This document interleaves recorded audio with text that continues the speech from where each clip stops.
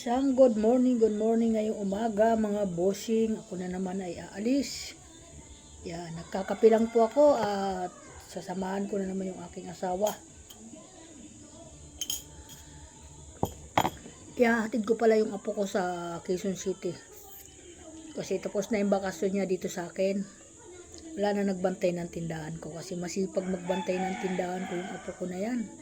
Natutuwa ako doon, lagi binabantayan ng tindahan ko kaya nakaluwag ako ng kahit papaano nung ito nagbabakasyon siya dito. Ngayon uuwi na siya kaya wala na naman magbabantay, sarado ang tindahan ko. Mabubuksan lang yun pagdating ko.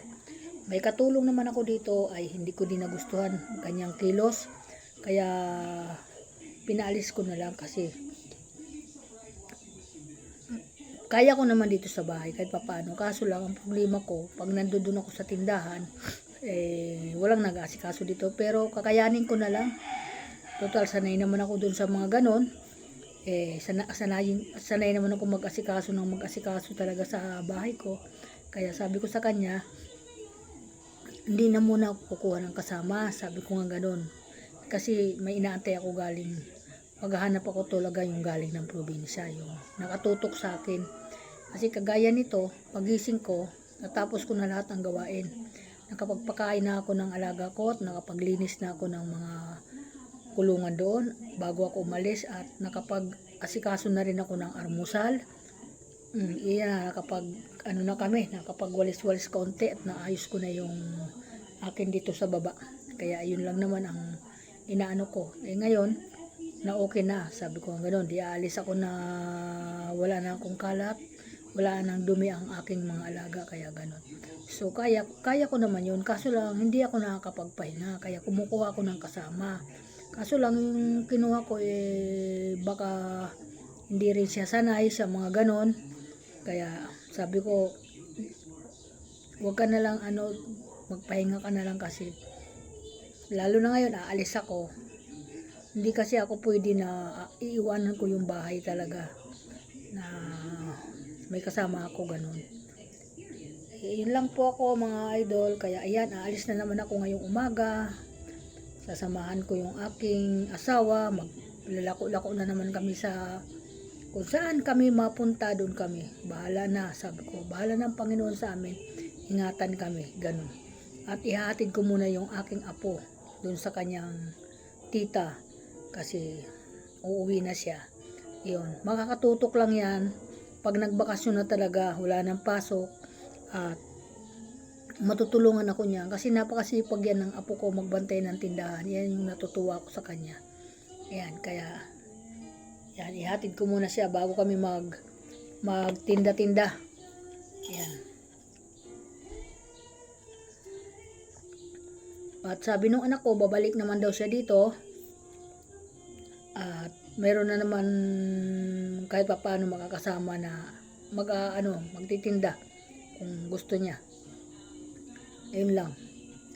Ayun. Tapos na yung mga problema namin na yung iniisip ng asawa ko. Naayos ko na rin kahapon yun. Pautang po ng anak ko sa hardware. Nakuha na po namin. Nakuha ko na. At ibinigay naman ang maayos nung suki niya kaya wala nang problema yung asawa ko, nakuha ko yun lahat.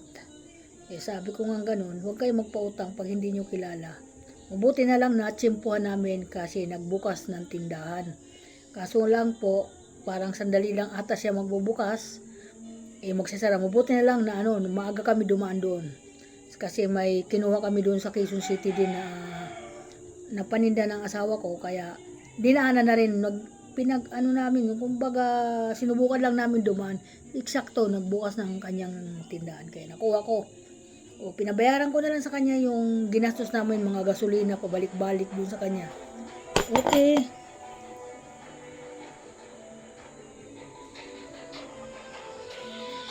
Yan. Hello. Ano?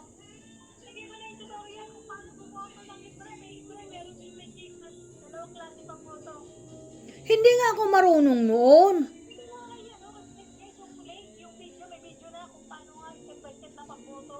Ibinigay mo sana kay Bangbang, malik. O di mamaya, kasi ihatid muna namin siya dun sa ano, baka dun gagawin yan. Doon na sa ano, sa bahay niya. Ay, hindi ko nakakausap. Hindi nga sinasagot ang tawag ko eh. O, sige, kumain ka na. Wala nga ako alam dyan sa mga, dapat ikaw nag-aayos dito ko sa cellphone ko. Hindi ko alam yan eh. Wala ko alam dyan. Sige na. Sige na.